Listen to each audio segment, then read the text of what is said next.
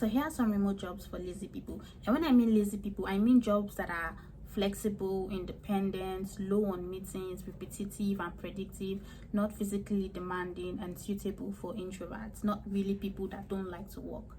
No food for lazy man. You have to work to eat. That's why they call it workshop. And where person they eat, person they shop. So yeah, so basically these are the jobs that I'm going to be listing for lazy people. Welcome to my page. This is the girl Bunny. Don't forget to like and subscribe. Thank you. And if you have any questions, just leave it in the comment section. I'm going to respond to you. So if you see me looking down, because I have I compiled all these things on my system. So let's get into it.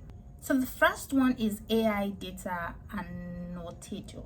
So basically, if I want to just explain this in a very calm English, you are basically training AI.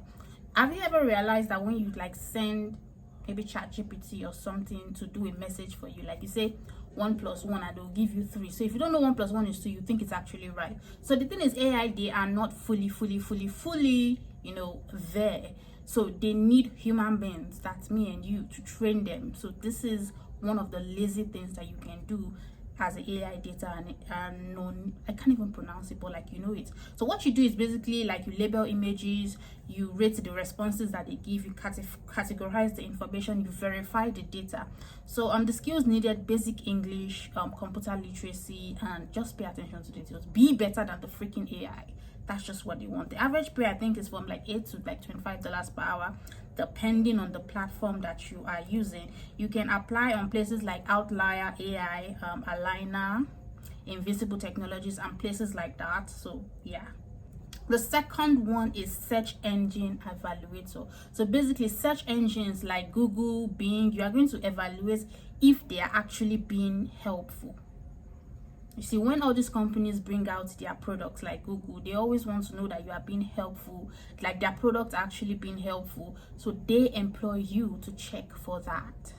So most tactics you're going to be doing is basically reading the messages, clicking on it, and rating it. You barely even talk. You know, as in, if it's only you that is in the house, you may not talk for a whole week. Mouth smelling and all that. If you don't brush your teeth, that's it. So where to apply? You can apply in Telus Digital one format. Those are the ones that I know.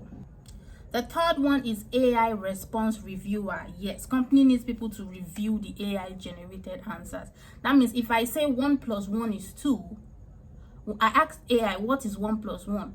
They will not hire you to go and check what AI said. Did what AI say 1 + 1 is 2 or 1 + 1 is 5?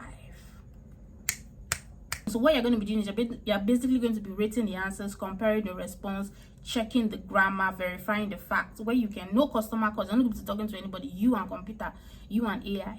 So you get this place in Aligner, Invisible Technologies, and Outlier. Online chat support. Instead of answering calls, you answer via customer chat. You know, when you go to a website and you want to chat with someone, you press on that message or WhatsApp, depending on the site that you're going to. When you press on that site, you're talking to an AI, then the AI will ask you, do you want to talk to a human being? They'll say yes. That human being will be you, an online chat support person. So basically, you'll be working through a script, because if you're working for these companies, they have scripts. You're not going to sit down and be thinking with your own head. So like I said, this is low effort. You just copy paste the responses, answer the frequently asked questions, and basically if the issue passes you escalate it. You are not there to treat people. You are just there to answer yes or no. Once you realize that this is more than me, you move on. Content moderator. What you are doing is you are literally moderating content in groups. For example, let's say you're in a WhatsApp group chat and somebody posts all this scam something, you delete it.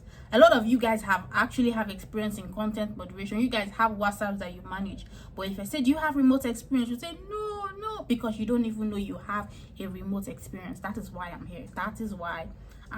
So basically, you review social media posts, images, comments, videos, sometimes in group chats. You remove contents that violate platform rules and things like that.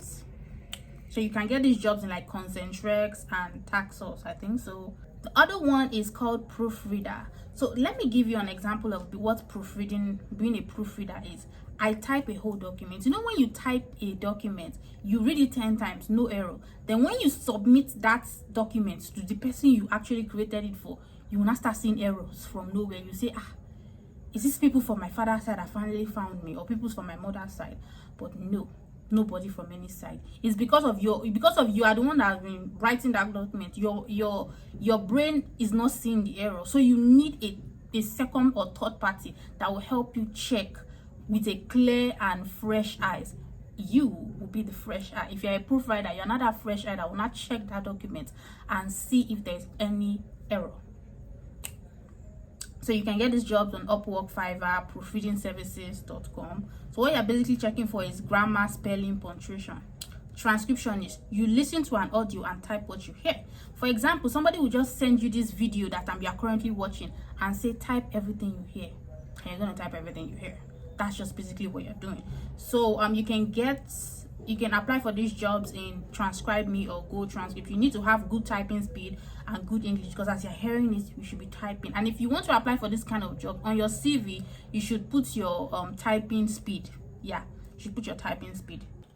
We have data entry. So data entry is basically doing simple repetitive tasks like updating spreadsheets, copying information, organizing records and all that stuff. When you go to all these government offices, I don't know, in Nigeria, and they collect your information, or even hospital, they collect your information and they impute it in a database.